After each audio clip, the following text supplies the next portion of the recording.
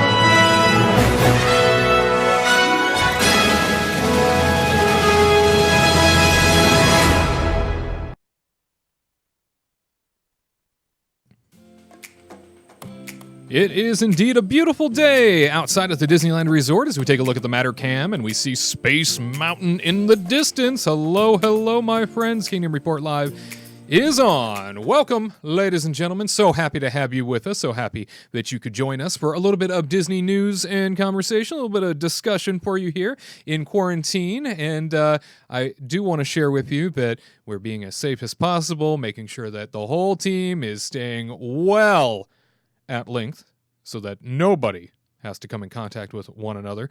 It is something that we pride ourselves on here, making sure that we are social distancing the appropriate way. Hello, my friends. I'm Wade Heath, joining you here from the Kingdom Report Live studios for an all-new broadcast. And today we are joined by our good friends from AttractionFaction.net, Katrina Manzone and Tyler Crouch. Hi, everybody. Hey, guys. How's it going? Good to be here. It's so wonderful to see your smiling faces, even if you are still quarantined and isolated at home. But through the magic of digital streaming, we are able to bring you together with Magical. us. Which such a magical treat. That's right. And who already has fled Walt Disney World and Orlando, Florida, and is now hunkered down in a undisclosed location within the state of Nebraska. It's Walt Disney World reporter Gared Hassel. How's it going, everyone? Good to see you. Happy Saturday. Let's have a great day and talk about some Disney. Oh, indeed we will. And that's not it. Of course, in the production dungeon, making sure that the whole world runs smoothly, producer Curt. How you doing, Wade? Curt, I'm feeling as though summertime has arrived in the state of California. I'm feeling as though it's hot outside, and for the first time, you can show off that beach body you always talk about. Oh, yes. I mean, you can't see it here because of the cameras and yeah, everything. No, sure. But, it's there. Yeah, no, I appreciate it. Somewhere. Absolutely. And one day soon, I'm sure you will be running, cavorting down an open beach when and if, your LA County beaches are open. You might be able to do that. I would prefer Disneyland, personally, but, I'll take what I can get. I don't think they allow you to show off your beach bod in Disneyland unless you're at the hotels, near the pools. So. Well, I mean, they haven't stopped me yet. So. Oh, well, who knew? Who knew Curt was always gallivanting in his beach bod, in his dad bod, if you will, even though he's not really a dad. I guess his pug? Pug father. Yeah, you are a pug father. Yeah. That's for sure. So we peel back the layers of Curt every week. I feel like we learn a little bit more about him, and it's fascinating, to say the least.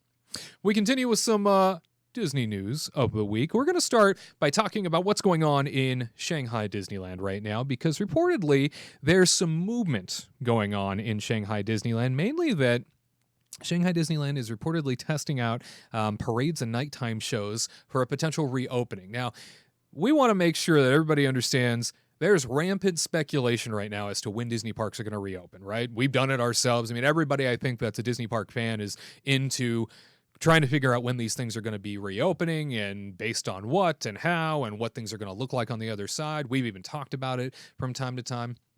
Shanghai Disneyland, obviously being in China, China is a few months ahead of us in terms of when everything seemed to peak. So the reason why that's important is because not too long ago, Bob Iger, executive chairman of the Walt Disney Company, mentioned in a Barron's interview that he is going to be looking to China and the China parks really for cues as to how to reopen the parks here domestically. So he said that himself.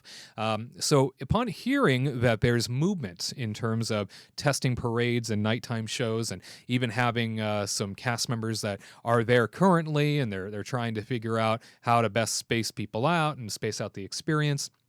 Knowing this, I think that it's important to touch on the fact that they closed Shanghai Disneyland back in January. Okay, they have reopened it in limited operation not too far after that. Okay, so beginning in March. All right, so I think it was the first or second week of March, they decided to start reopening it in a limited capacity for their downtown Disney type district. And then on top of that, their hotel areas. So giving that social distancing and putting those things into effect, Shanghai Disneyland has sort of reopened in a way. All right, so if we're to take cues from that and really sort of consider whether or not Shanghai Disneyland is going to be the testing ground for what they do here, I think the question really becomes that's like ground zero for everything that the world has been going through, right? So that's been ground zero, and to know that it's been 2 to 3 months basically since they hit their peak and they've been through all of this kind of makes you wonder if that's what we might see on this side now. Granted, we do have radically better healthcare in this country. A lot of other options in terms of being cared for here. So that might even be sped along. I'm not a doctor. I'm not a medical professional. I'm just somebody that kind of sees what's going on in one side of the world, and knowing that the executive chairman is looking at that for some cues. So let's start there. Katrina, when it comes down to it, if Disney is willing to start reopening, ground zero being China, and doing so 2 months after closure, do you feel like they might be willing to do the same thing here in the United States, being 2 months into sort of this lockdown that we've all been in? You think that we might see something in terms of phased opening starting here anytime soon? My hopefulness says yes, but my doubtfulness always just says like we're not ready yet. Just because I think that China's putting a lot more forward. They're doing like QR codes to track people, and like if you're in a certain area, they'll mark you like yellow, or was it orange, yellow and red, and then there's green if you're good. And unfortunately, I don't think the United States is going to do anything like that to keep track of people that have coronavirus or did or are nearby coronavirus, to keep track of it. And I think that's what's helping Shanghai open faster, is because they have this tracking system down. So I think it's going to be a while until we're able to actually see it kind of phase open, because I don't think Disneyland wants to open up Disneyland Hotel but not have Disneyland open. Just like Shanghai, they have like downtown open, the hotel, the Disneyland Hotel, and there's something else that was open, and that was like their phase opening. Their shopping area. Yeah, their shopping area, and that they opened it on March 9th. So even then, if they open downtown Disney, that would be great at Disneyland, and opening like Disney Springs or something for phase opening. But I just can't see it just one hotel or something opening at Disneyland, because they're not going to make enough profit, because people want to go to Disneyland if they go to the Disneyland Hotel. And we've referenced here before that Bob Iger, executive chairman of the company, is sitting on the Economic Reopening Task Force for the state of California now. And it looks like not only is the executive vice president of Walt Disney World, but now also the president of Walt Disney World. They are sitting on the Florida Economic Task Force reopening team, if you will. Tyler, knowing that there's sort of heads of state when it comes to Disney on these task forces, does that bring any sort of sense of comfort knowing that Disney's foremost executives in both states are on these task forces? A little bit. I mean, they have a lot of invested interest in making sure that this goes away. Obviously, they're losing money hand over fist every day, and for them to be on the board, I honestly, it's funny. I actually have more faith in the way Disney is going to be doing things than I have in our own federal government. Like, it really is kind of a sad state of affairs to me. I just feel like we are kind of far from reopening. I don't think it's going to happen very soon, unfortunately. And again, a lot like Katrina was saying, it has to do with the way that the federal government is running things. Personally, that's my belief, and not just the federal government, but also the way that so many people are out there protesting and things like that. I don't want to make it too political, but a lot of people are doing really dumb things right now, and that's going to very much impact everybody. And I just didn't see that happening over in China and in Shanghai. And so, I think Bob Iger's a very smart man. Along with the rest of the Disney company, they're very smart people. They have a lot of invested interest, and to have them try and reopen safely, it does bring me a little bit of comfort. But we've got a long way to go, I think. And Gared, we've talked many times about entertainment being sort of the company's go-to department when it comes to cutting things in a pinch. But perhaps that might come in the form this time of maybe character interactions. So those up-close character meet and greet interactions rather than parades and stage shows. As a former entertainment cast member, what's your take on that? Because if Shanghai Disneyland is already rehearsing the parades and the stage shows, that to me might be a cue that potentially we will see those things exist, but maybe not characters you can walk right up to, because if we can keep characters at a distance, it's probably safer for everybody. Do you agree? I do. I really think that what could happen is similar to what Shanghai is doing, is that you'll have the castle show, you'll have the parade, you'll have shows like Festival of the Lion King and Fantasmic where the characters are visible, but there is no direct contact because with how this virus reacts, like it's done off of touch, and you don't want, to be hugging Mickey Mouse and then he hugs 500 families and then it's just another outbreak. So I really think that it could work if they do the sort of, I'm going to call it distanced entertainment, where you have the trolley show, you have, well, if the train actually ran and they had like the train show, that would be amazing. But I think that having entertainment where guests are far apart, where they can't directly touch them, I think that will work and would actually be quite successful, because you don't want to go to Disney and not see Mickey Mouse. So I think it can work. You want to see the characters. It stinks that you won't be able to essentially give them hugs, because we know that for many people, giving the characters hugs makes it so much more amazing. But I think it will work if it does indeed happen. Hopefully it will. Fingers crossed. Fingers crossed indeed. Moving along here, Florida's governor is saying that Walt Disney World is, quote, far ahead of the curve of reopening. His specific quote was very interesting. He was saying that, quote, it's amazing the ideas that the businesses are already thinking about. They've been thinking deeply about this for weeks and weeks. There's a lot of great ideas that I've already seen put on the table. I'm in discussions with places like Disney. They are so far ahead of the curve, and I think everyone wants to make sure we do it safely. And yeah, if you think about it, if you own a hotel in Miami, the last thing you want is to do a false negative and have a small outbreak in your hotel. So they are very keen on safety, and I think that they're going to be leading the way on the innovation. So we'll have some guidelines, of course, but I think some of the businesses are going to go above and beyond.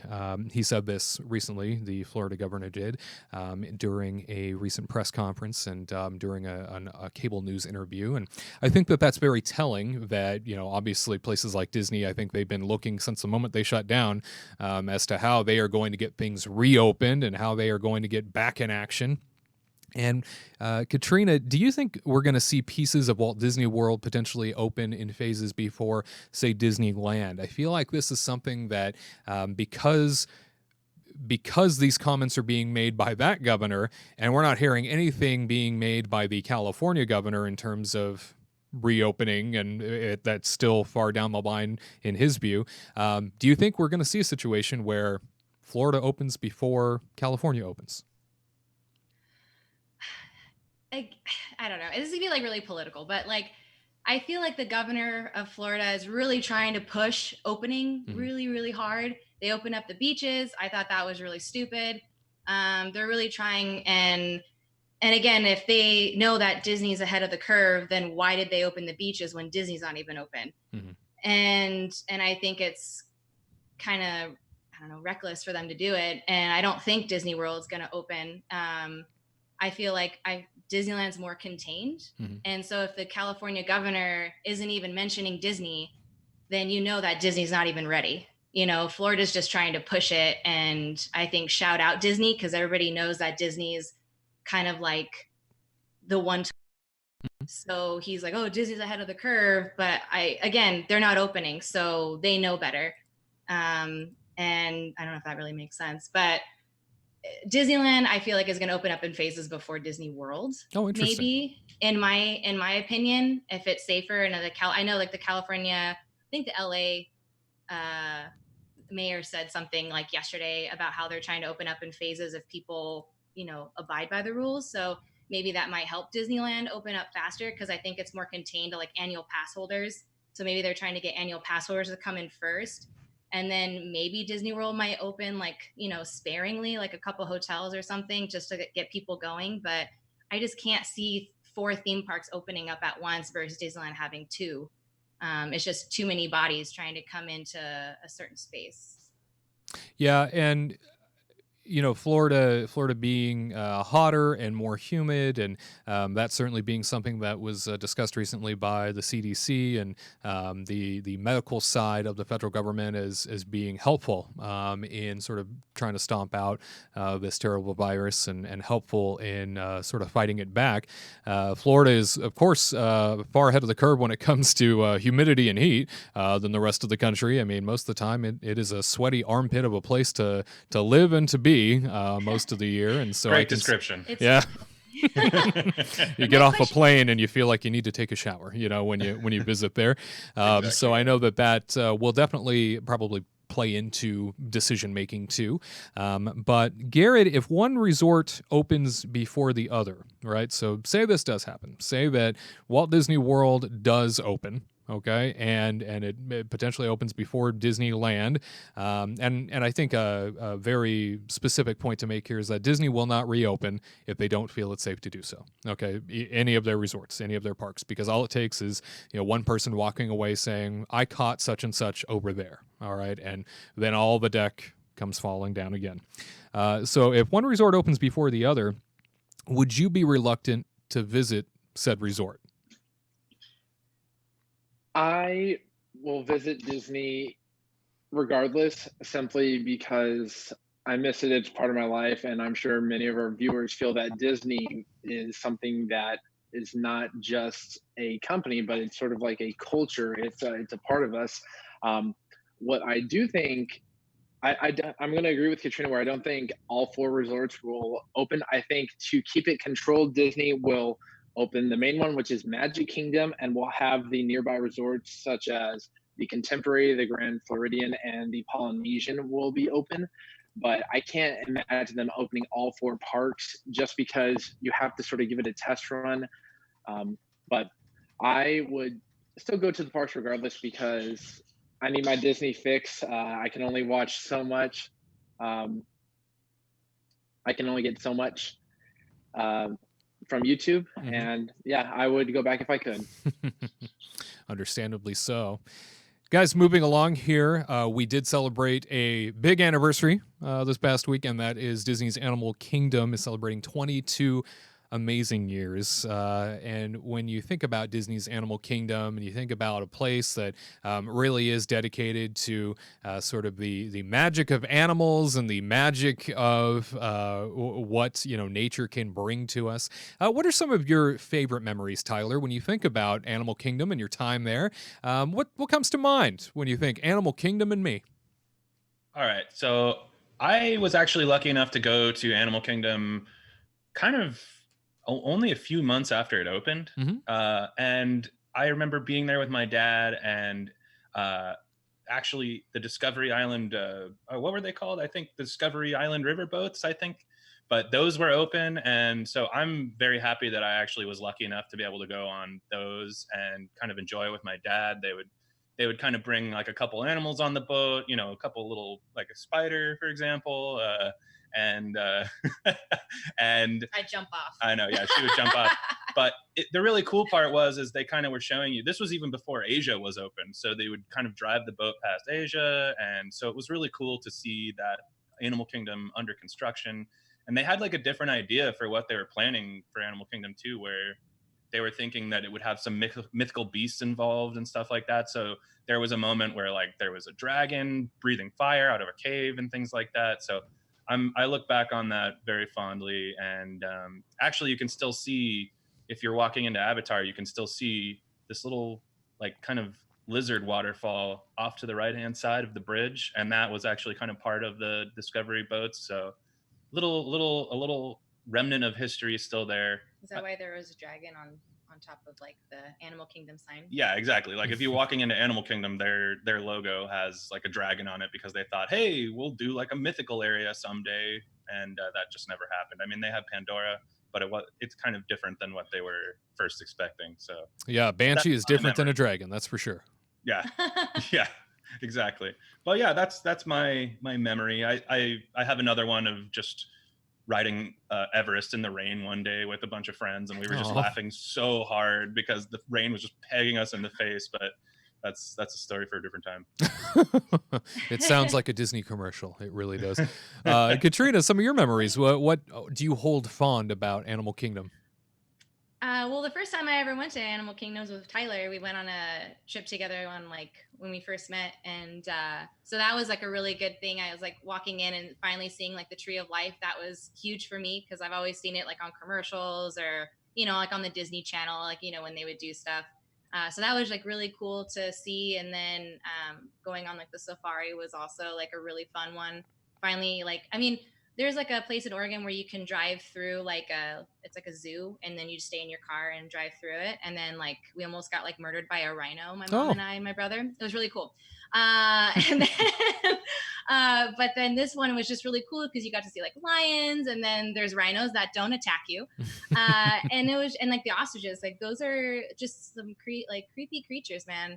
And then I think the best part was finding like Yak and Yeti. Like that is like probably the funnest memory that I had. It's kind of weird, just like the first time we went in there, and this like really like, I don't know, I want to say like Valley Girl person was just like namaste. And I was just like, I love you. And so for the rest of the vacation, we would just look at each other, and then we would just like namaste. Yeah, and that was the running joke. It was like the running joke besides wishes. But yeah, those are like my fondest memories of Animal Kingdom. That's pretty sweet. Gared Hassel is our Walt Disney World reporter, and it looks like he's coming to us now from Shanghai Disneyland of all places. Wow, Gared, I don't know how you got a flight over there. You might not be able to come back. But but tell us some of your favorite Animal Kingdom memories. For me, like you folks know, I got to work in the entertainment department. And some amazing memories of mine are that I remember Dino Land used to have this sort of dance party where they would have many different characters come out, such as Brer Fox, Brer Rabbit. They'd have some of the characters from Bug's Life. And I was tasked with dancing in that. And I'm not that amazing of a dancer. And while I was dancing, my roommates in my college program showed up and just filmed me and have a recording of me doing the most ridiculous dance where I'm just doing that sort of thing where I have no choreography. So I remember that night. They showed me it later, and they're like, "Do the Gared," and I just could not handle it. But probably the best two memories I have involve Ariel. I had the opportunity to go to the preview of the World of Avatar. And so I went there, and then after it opened, I took Ariel, and we waited in a 2.5-hour line for Flight of Passage, and then we went on it. And just watching her reaction and just spending that time in the queue with her was just so magical, because we're just nerding out over all the fauna and bioluminescence and looking everything around. And I was like, oh my gosh, this is amazing. And I was showing her all the hidden stuff, like, oh yeah, there are little banshees hidden underneath the rocks right there. And she's like, oh, and she was calling me a nerd. And then finally, Ariel, who is your girlfriend? Ariel, who is my girlfriend, yes. Unfortunately, she will not be popping in this time. But she used to be in the college program as well, and she got to work in the Gorilla Falls area, which is where, if you've seen the vlog, you get to walk around and see all these beautiful animals from Africa. And I would surprise her at work. I would come up to her like a guest and be like, "Excuse me, can you tell me about the hippo?" And she would just be like stunned. And it was always fun because she never knew I was coming, because she can't, like, because she's a good cast member, she couldn't pull out her phone and track me. So it would. I just always enjoyed surprising her because she never expected it, and she would pull me aside and point out pretty much all the names of every single gorilla and which one's the troublemaker, which one's the good one, and you don't want to mess with Cletus, the African bullfrog, because Cletus, he doesn't mess with anyone. Yeah, Cletus is very serious. But Animal Kingdom for me is the most well-designed park I've ever seen, just because it feels so authentic. You feel so immersed, and Joe Rohde did not get paid enough for designing that park, I'll tell you that. it's still celebrated to this very day. Disney's Animal Kingdom is one of those places that you just absolutely love to visit, because it really does feel like, especially if you're at Walt Disney World for an extended period of time, it does feel like it's a retreat, right? It's a place where you can go relax for a while. You can get away from all of the chaos of the concrete jungles that are the rest of the parks, and really go enjoy yourself some conservation and some, I don't know, restful retreat in terms of the plant life, the water. It's just a relaxing park to be in, and certainly a place that we all hold dear. And as it expands and gets bigger, what with Pandora, the world of Avatar, there's just something extra special about it now. It's a park that now you can really spend an evening in. You never used to be able to do that before until this new land came along, and now they have the Rivers of Light and all these additional things that have been added to the mix. So we salute you for 22 amazing years, Disney's Animal Kingdom. All right, my friends.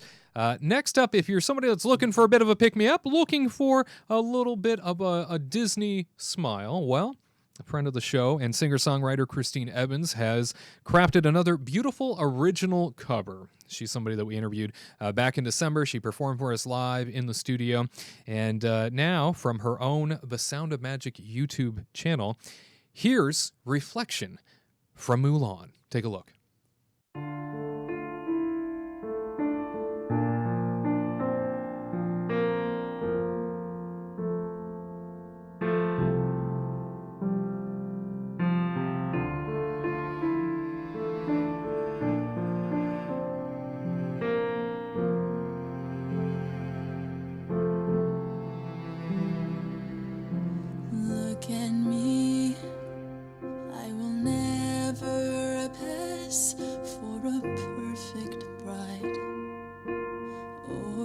Perfect daughter, can it be? I'm not meant to play this part. Now I see that if I were truly to be myself, I would break my family's heart.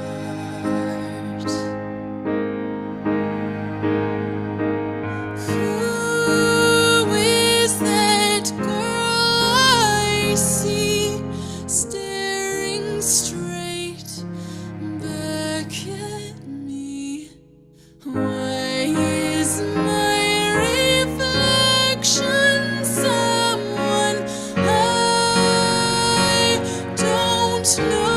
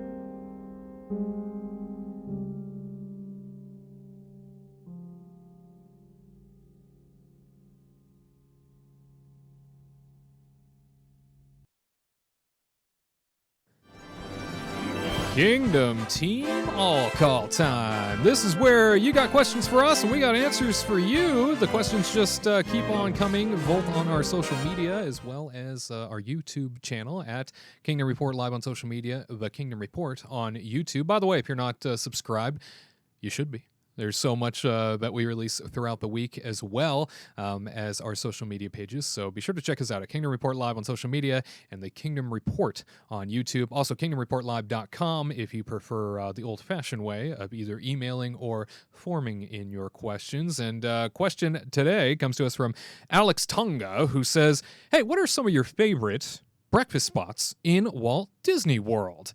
And it looks like Gared is in China at Epcot, which I don't know how you got into that park, buddy, but our Walt Disney World reporter, Mr. Gared Hassel, standing by with some of his favorite breakfast spots in the world.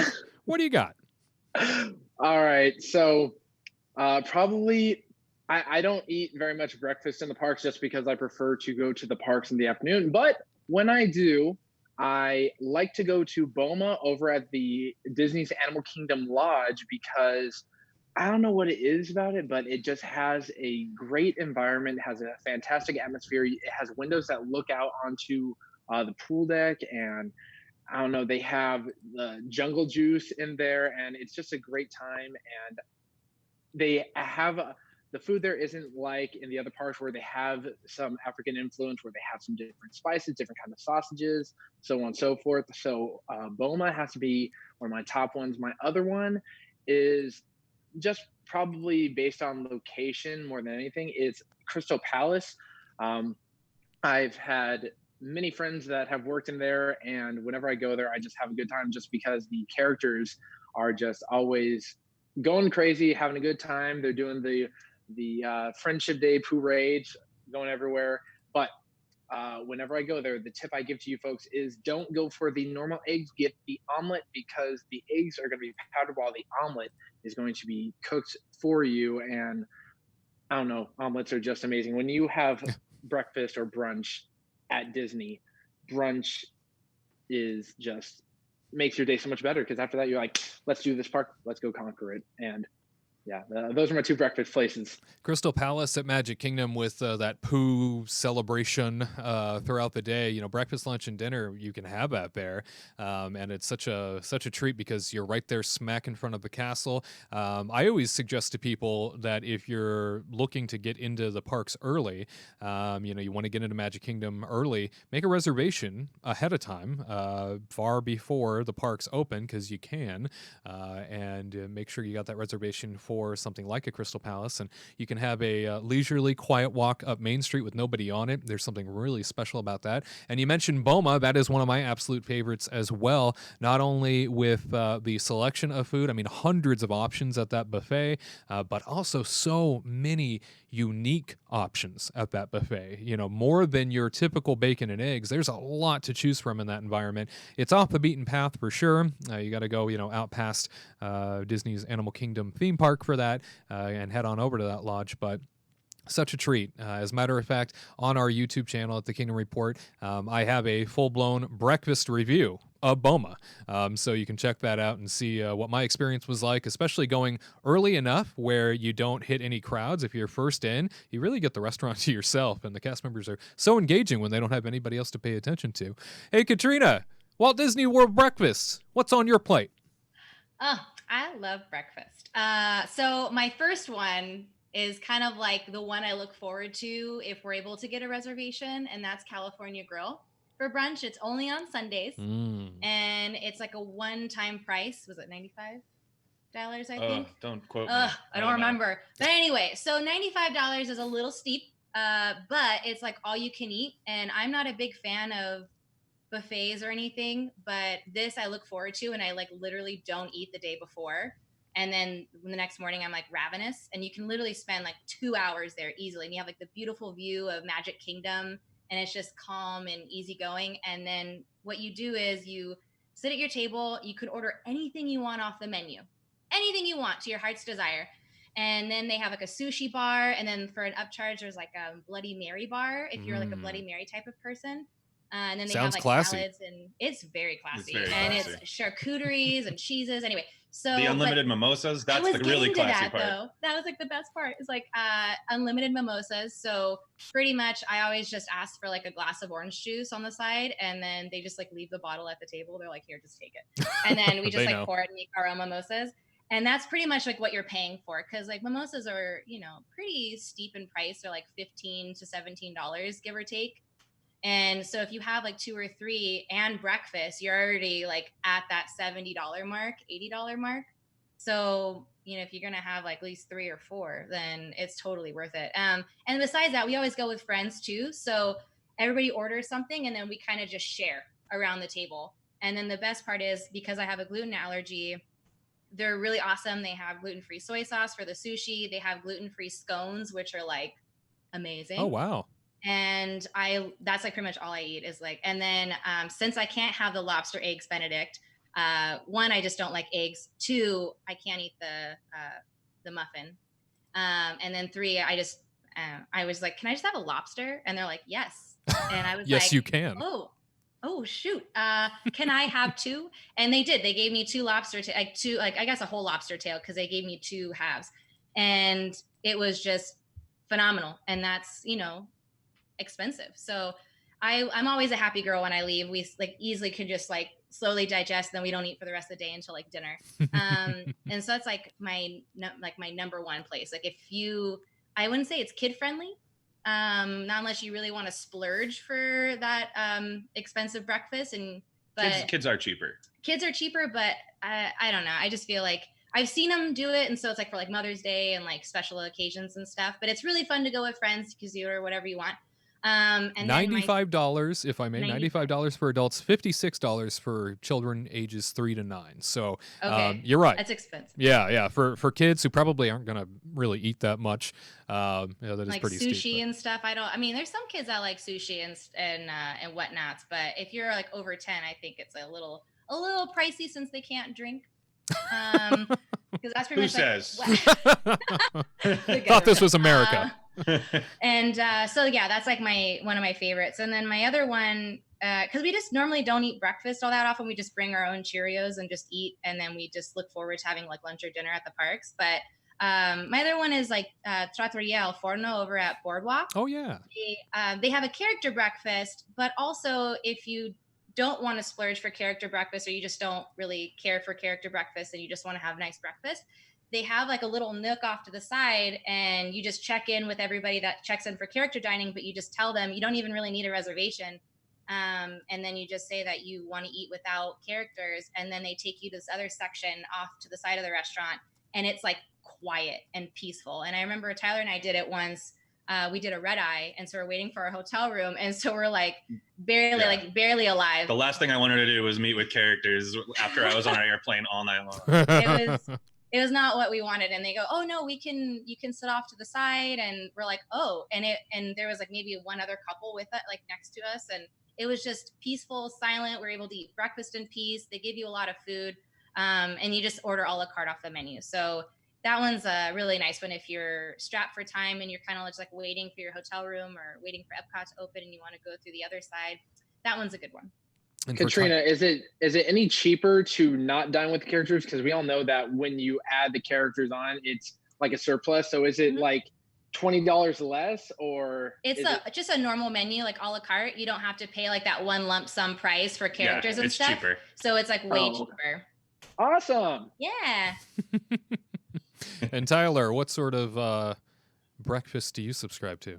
I mean, I gotta go. Like, California Grill is the holy grail. I mean, we both have to say that one because it really, and you know, a couple other extras is like they have like a whole cheese display that they put out. They have a little band playing in the corner. Oh my God, I forgot about the band. The guy with the bass, you know, he's strumming the bass, and they've got a piano player, and they're playing all these little Disney classics all morning. Slapping the bass. It's so nice. It really is. And you get the view of Magic Kingdom and the lake and everything. So it's just phenomenal. I can't suggest that enough. But I've got besides that one, that's kind of a special day. I feel like I'm going to go with a slightly different approach where I feel like you should kind of eat breakfast at your hotel. Like, I actually just think whatever hotel you're staying at, if you want to get out and go do some Disney stuff, get breakfast out of the way. go to your food court, go to the, whatever you have at your hotel, because, they all offer pretty decent selections. And I guess I would actually say, like, one of my favorite food courts in general is actually just the Art of Animation. They just have a great food court. So if you want to get something quick for your whole family, and that's not going to like completely break the bank, because a lot of food can be expensive, but I remember we stayed at Art of Animation once, and they made her like gluten-free waffles and stuff like that. But like, they weren't just Mickey waffles. Yeah, and they're not Mickey waffles. They have all the different, characters on their waffles from the hotel. So they have like Lion King waffles, and they have Little Mermaid waffles, and so it's pretty cool.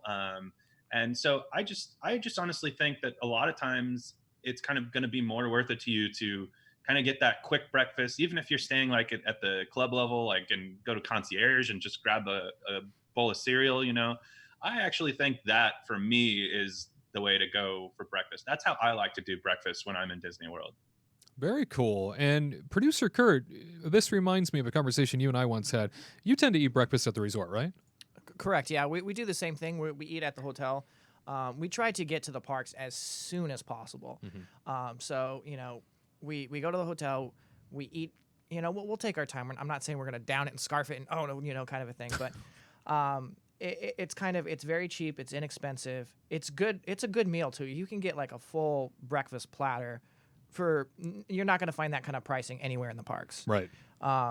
And it fills you up, and it just gets us to the parks that much sooner, so we can get going, because we want to get that e-ticket ride right when the park opens, so we don't have to waste as many fast passes on them. So trying to get through breakfast as quick as possible.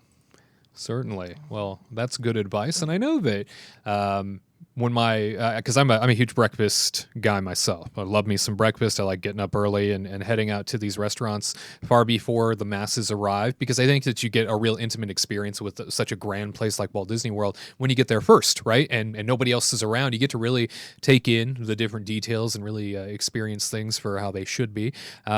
I will say that, with Gared already going with Boma, which was on my list, but I will veer off and now give you my number 2 and my number 3.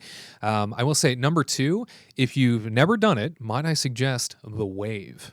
The Wave is delightful over at Disney's Contemporary Resort right outside the Magic Kingdom. I was going to say that one too, actually. Have you guys done the Wave? Yeah, we do like the Wave. Yeah, the Wave for breakfast is such an underrated treat. You can almost always walk in. There's really never anybody there in the morning, and it's such that you can choose from a la carte or buffet, and whatever they don't have on the buffet, they'll bring out to you. That's on the menu. So might I say, too, one of the better buffets in Walt Disney World for the sake of locally sourced and sort of organic options that they have on it. The Wave is really sort of committed to producing things on the buffet that you won't find anywhere else. The other place that I would say that I absolutely adore is such a sleeper hit. And what I mean by sleeper hit is nobody talks about it, and I don't think it's a hit at all because nobody talks about it. And that is over at the Yacht Club Resorts in the Epcot Resort District. Ale and Compass is one of my absolute favorite breakfast spots now. It's a place that I've been able to go to a handful of times. Dare I say, the best Eggs Benedict on the property. Absolutely spectacular Eggs Benedict. And I've now had Eggs Benedict at, I think, maybe 6 or 7 different places for breakfast at Walt Disney World. I've even had the Benedict's flight over at the Grand Floridian Cafe, where they give you 3 different Benedicts to try. It was good. It was real good. But I'm willing to bet that Ale and Compass breakfast over at Disney's Yacht Club has the best Eggs Benedict I've ever had, especially on Walt Disney World property. It also comes with a much smaller, sort of condensed buffet add-on to the entree. So you'll order the entree, and then you have sort of an appetizer-like buffet that you can go to as many times as you'd like. Again, one of those places that absolutely just so quiet in the morning, nobody around. And you know what? If you align it with your Epcot day, you can walk right out the back door and take that international gateway up to Epcot. So definitely something that I recommend everybody check out. Ale and Compass and the Wave for breakfast. Those are Walt Disney World choices for breakfast. Hopefully it helps you in planning your next Disney World trip. Next question here comes to us from DizGirl55. DizGirl55 says, given all the furloughs and how much they impact the parks, What do you appreciate or miss the most about Disney cast members? I thought this was a great question because cast members are the experience, really. I mean, when it comes to these parks and these experiences, cast members are the experience. And without those people, we don't feel the magic. So we'll start with you, Gared, as a former cast member yourself. What does it mean to you to either miss Disney cast members, or what do you appreciate the most about Disney cast members as they are sort of absent in our lives? Oh, you know what? We'll get to Gared here in just a second. It looks like he's reconnecting with us. So why don't we start with you, Katrina? What does it mean to you? Cast members, I love them so much. I love how they spread like their magical pixie dust to people and to create these magical memories. Like I love just like, we'll go walk around Disneyland and stuff and we'll just look and just like the littlest things that cast members do to kids, like give them a high five or, even at the parades, they'll just give you like a wink or like they'll shake your hand and it's just kind of like these kids will remember it forever. Even when you're dining and stuff, the wait staffs always just try to like, go above and beyond if they can to create these like magical memories and like make you buttons and all these really cool things. And then just seeing their love for Disney, and then sharing like, their what they appreciate, their memories on why they love Disney. That's why we love talking to people, like cast members and stuff, on how they share their memories or giving us like little tips and tricks and stuff. Like I remember, oh my God, now I forgot her name. It was over at Fantasyland and we were just Grandma Pat. Yeah, Grandma Pat. And like it was, and we were just walking around and she would just give us these like tips being like, can you count all the skulls in Snow White's Scary Adventure? And she would tell us how many there were. And then that night we would go directly over there and we would try to count them.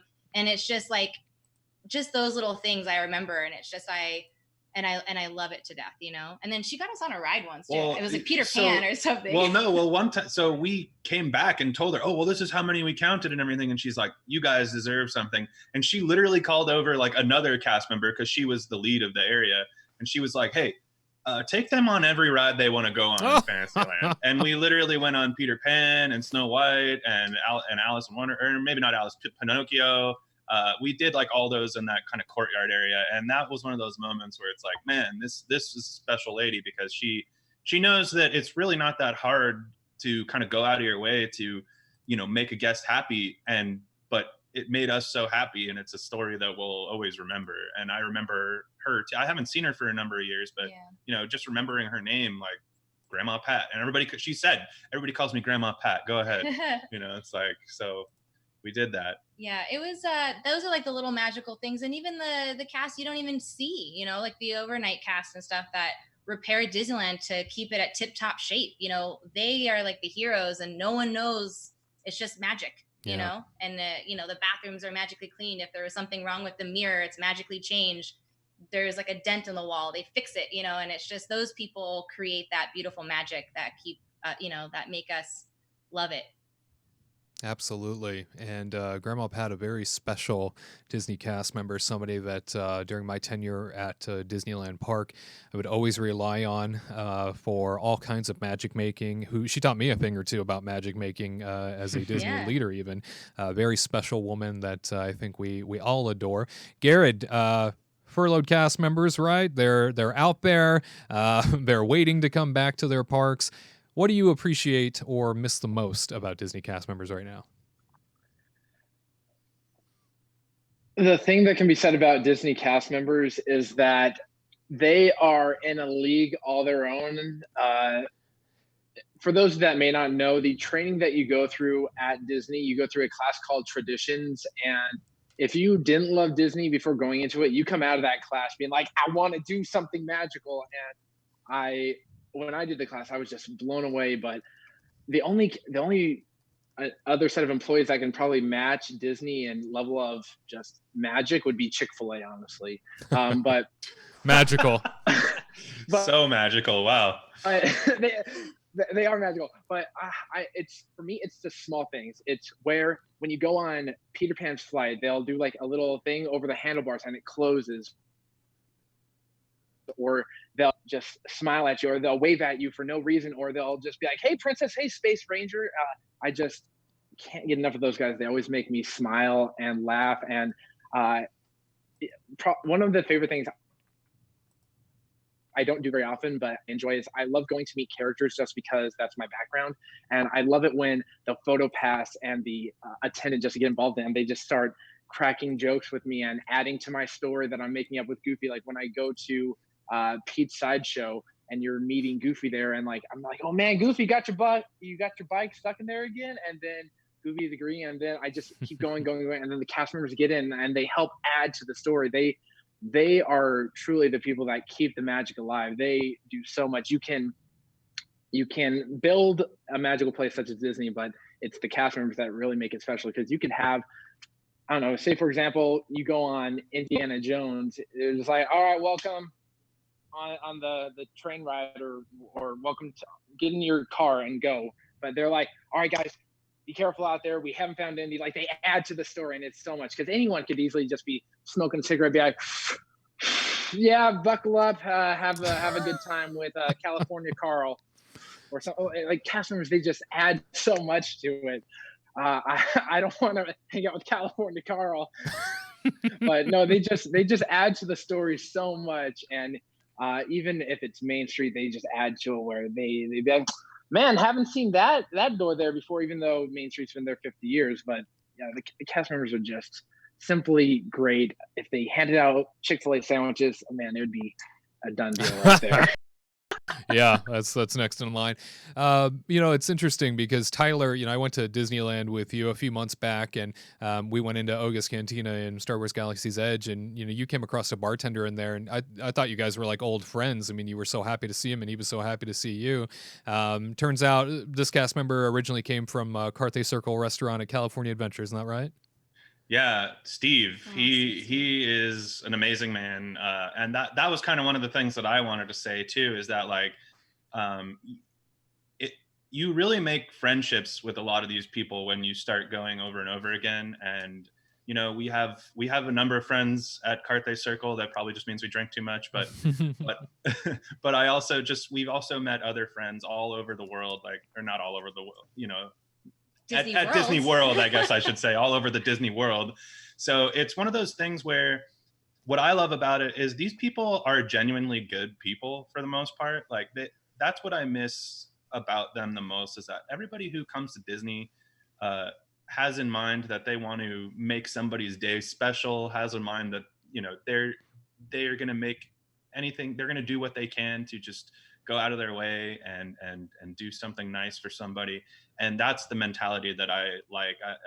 I feel like it's especially in Disneyland. I don't want to really compare the two, but like we've just met so many great people over the years. And what I miss the most about cast members is just getting to see their faces, laughing with them. And like you said, like Steve, we've known him for years now, and he does feel like one of my oldest friends, even though, we only see him at Disney. But we talk about his daughter, we talk about his other job and all that, we talk about his life with him, and he appreciates that. We appreciate that he wants to give us, a lot of time and effort. And we just miss everybody.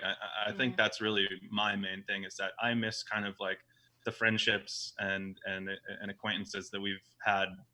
And I just want to get back to seeing those people again. Yeah. Even people at like Abracadabra, we would stay at Boardwalk, and we would always look forward to having like at least one conjurita where they make a cool margarita and then they change the color. And we would always look forward to at least going at least once or twice during our trip. And then we started he just started knowing like the bartenders and like the server, and then we just became good friends. We always look forward to them. They recognized us. We felt special. Like we're like, oh, they love us. And now, we do. Yeah. And now I reach out and I just say, hey, what days are you working? We're coming to town, and it's just nice to know that you're going to see those friendly faces. And now we go to Enchanted Rose to see them because they moved over there, and we were super excited to see them, and we watch out. And then a magical moment, Tyler and I were talking outside of Enchanted Rose because we were like, oh, do you think they're working tonight? And then she like peeks her head in. Oh my god, do you remember? I was like, oh my, it made me feel really special. Yeah. And just one more quick story too. One day we were at what restaurant was that in downtown Disney, or Disney Springs, I guess I should say. The the new new- sports one at the yeah. NBA place. But anyway, some cast member friends of ours walked in, and I always order a very specific drink from them. And next thing we're about to get up, and I'm like waving bye to them, and next thing I know, a server comes up and goes, "Oh, you can't leave yet. Here's this for you." And they ordered me that specific drink that I always order from them. And so it's like moments like that where you're like, okay, these people genuinely like you.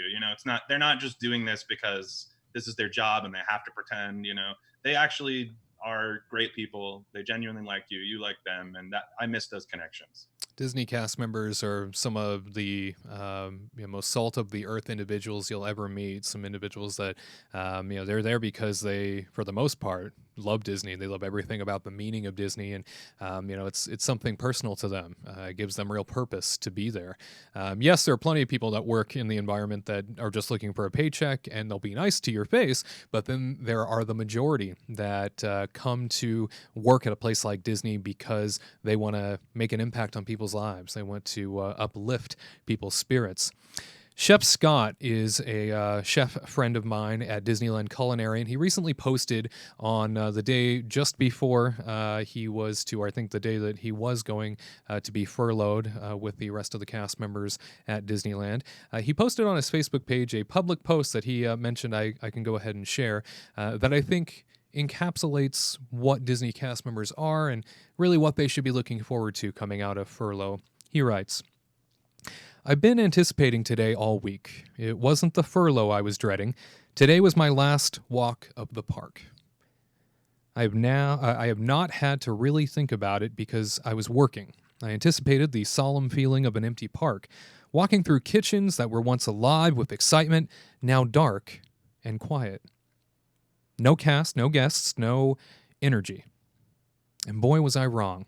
When I woke up today, that had all disappeared. My outlook flipped upside down. I walked the park in anticipation of something I never imagined being a part of, and that's the opening day of Disneyland.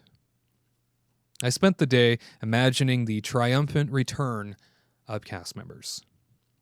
We are all scattered right now, but that energy, that interaction with a guest that creates the magic, it's still alive and well. Eventually, we will be busy putting all the finishing touches on the park as we get ready to invite our guests back.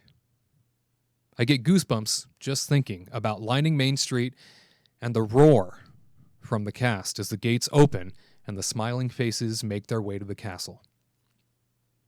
We will be welcoming back annual pass holders, friends from far and near, and introducing some guests to the magic for the very first time. I'm sure some things will have to be different. But the glimmer in our eyes, the joy in our smiles, and the sense of awe and excitement from our guests will be just as genuine. As we wait, as we really have no idea of timelines, I want to challenge my fellow cast members to pause and remember the events and interactions that make what we do day in and day out different than any job in the world. The circumstances of today do not define us. Continue to make magic with those in your immediate circles. Reach out to cast and tell stories that inspire, and remember that this will end as well. I'm grateful for you all, whether or not we have even met. If you have earned your ears, that makes us family. I look forward to the day we are back doing what we do best. And until that day, be safe, my friends. See you real soon." Chef Scott is a tremendous asset to the Walt Disney Company and voices so much, I think, of what Disney cast members are. True optimists that believe in the power of magic and dreams and the ability to wish upon a star. To all of our cast member friends, you stay strong. We appreciate you, and we can't wait to see you again. And our final question comes to us from Dexter Jimenez, who says, other than being there, what are some of the things you're most looking forward to when Disneyland reopens? We'll go to Walt Disney World reporter Mr. Gared Hassel first, who looks to be standing by in front of the Tree of Life at Disney's Animal Kingdom. Well, I haven't been to Disney World since last October, and I only got to go for a day. But the Disneyland. thing I miss. Oh, sorry, Disneyland. Sorry, the thing I miss most about going to a Disneyland is I've said it before. I miss Main Street and how it's just the atmosphere and environment. Just as you go down that long corridor and you see the castle at the end, it just brings about hope. I miss that feeling because for me, when I'm in Disneyland and I look at the castle, I can. It's like I feel Walt's presence there because he actually built this baby from the ground up. Disney World, he wasn't able to do that. So it's just missing the feeling of having Walt stand there side by side. You just feel like you can accomplish anything. So I just miss that feeling of warmth and love and magic and joy that Disneyland creates. It sounds very very cheesy, but I miss having the spirit of Walt there next to me, even though I'm at Animal Kingdom. Even though you're at Animal Kingdom, that's right. All right. Well, hey, Katrina, tell us. Disneyland, it reopens. What is it that you are most looking forward to? Besides seeing the new parade that I haven't got to see yet, and I'm trying to refrain on watching it on YouTube, is seeing my friends again. I think that's my like favorite memory. We kind of talked about like our cast member friends that we are only able to kind of talk through screens with right now, and missing like I miss seeing their like happy faces, and that's what always just brings like some joy to my life. So I can't wait to get back there and see friends again.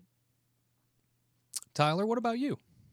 That's kind of my number one as well. I'm just looking forward to the people, not just cast members, but also just, a couple friends that we meet up with from time to time, and, going to the different festivals over at California Adventure and stuff. Like, the last day that Disney was open, we got to do food and wine, and it was like a lot of fun just bouncing from booth to booth. And I just miss having that kind of activity to do with your day and actually just walking somewhere, you know what I mean? Anywhere. And another thing that I really like too is how I like, we have a vested interest in all of this because we do these podcasts and, we do our own stuff and all that business. But I just really like being there and seeing things change over time too. Like I like kind of watching the evolution of the park. And so not having those things to like speculate on or like go and check on every week, like, oh, let's go see how Avengers Campus is doing. Oh, still not good. But like, no, I'm just giving it a hard time. But it's one of those things where I miss having the evolution of the theme park happen in front of me. So I'm just really looking forward to getting back there, mostly for friends. That's terrific. Producer Kurtz, what are you most looking forward to when Disneyland finally reopens? Well, I love the general ambience of it, the music and everything. But I think the first thing I'm going to do when I get to Disneyland is I'm going to go on Space Mountain. Yeah? I miss that ride. I miss all the rides. That's your go-to? I love Space Mountain. I don't know what it is. Yeah. There's something about it. I like the whole like 70s-esque cheesiness sometimes to it. And it's such a fun ride. All the rides are great, but for me, Space Mountain is where it's at. I got to go on that at least once. Love yourself. It's so much better than Walt Disney World. Walt Disney World is just I agree. Held together by duct tape. I agree completely on that, Gared, that it is definitely better than the Walt Disney World one. I don't like the single rider experience. I like the dual rider with the onboard speakers. It was the first attraction that ever had an onboard sort of soundtrack. I don't know the exact terminology, but Space Mountain and Disneyland, so amazing. And when they do Ghost Galaxy, it just blows everything away. Hyperspace Mountain too is pretty awesome. Oh yeah, yeah. If you haven't done Hyperspace Mountain, it's really cool because there's lasers and everything else going on. You're fighting, TIE fighters and everything. It's so much better. I kind of wish it would stay like that, but let's put Star Wars over with Star Wars. I don't know about that. Yeah, you agree to disagree, I guess, on that. I love it. Don't get me wrong. I do love it. I just don't want it to replace Space Mountain. That's all. I guess that well, you never want to replace a ride, but yeah. Maybe have it certain times. I don't know. It doesn't take too long to switch over. Just the signage, I guess. Yeah. But Space Mountain in general, something he's very much looking forward to running to as soon as Disneyland reopens. And a great question for sure. Thank you, Dexter, for sending that our way. Well, you stick around. More Kingdom Report Live for you next. Do you know everything the ghost host is going to say before he says it? Are you ready to thank the Venetians each time you board Spaceship Earth? Can you recite Walt's opening day dedication speech? Then join the Kingdom team today, the influential legacy fan community featuring exclusive merchandise that will alert all who've come to this happy place that you are more than just another guest. You are a trusted theme park fan. Don't miss out. Join the Kingdom team right now by visiting the homepage at kingdomreportlive.com. That's kingdomreportlive.com. And now, back to the magic.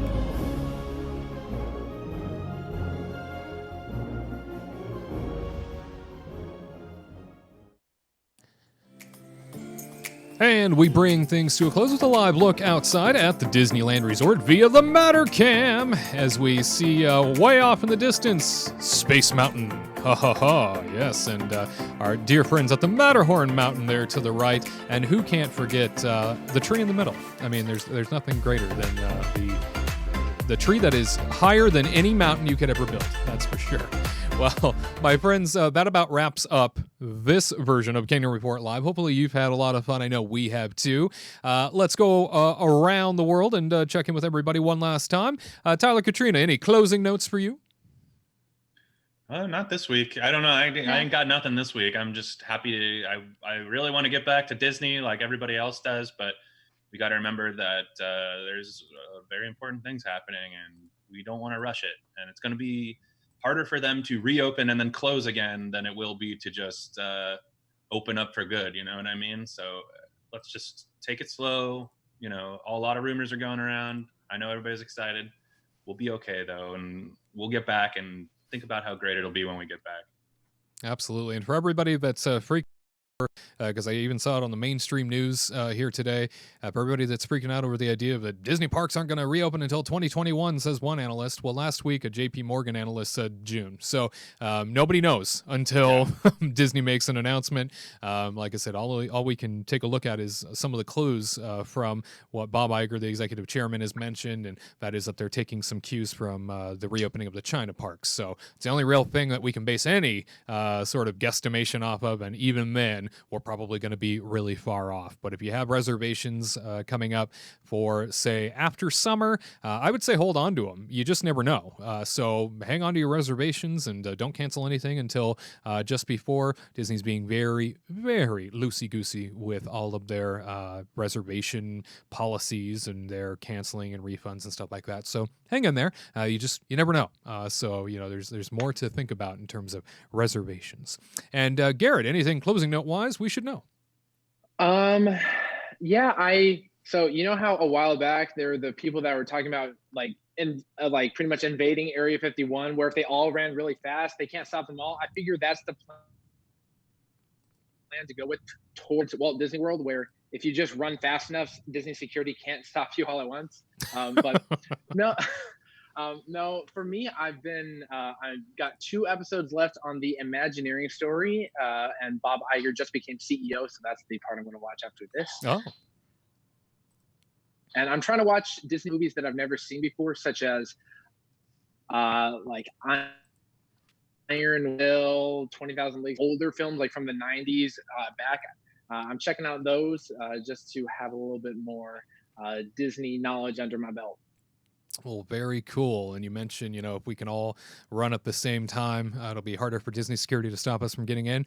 If you heard this past week, all it took was one transient to jump over the fence into California Adventure, and nobody stopped him until he was over in Avengers Campus. So that was cool to hear. Yeah, he got all the way over to Avengers Campus before Anaheim Police and security got to him. So might not be that much of a struggle to go running into campus, but I wouldn't suggest anyone do that. You won't be invited back. Yeah, and there's no superheroes there yet, so just take some time. You know, when the superheroes come, they'll let us know. That's right. I know we all need heroes right now, but they still need a place to live. So hang in there. It's coming. We'll see it real soon.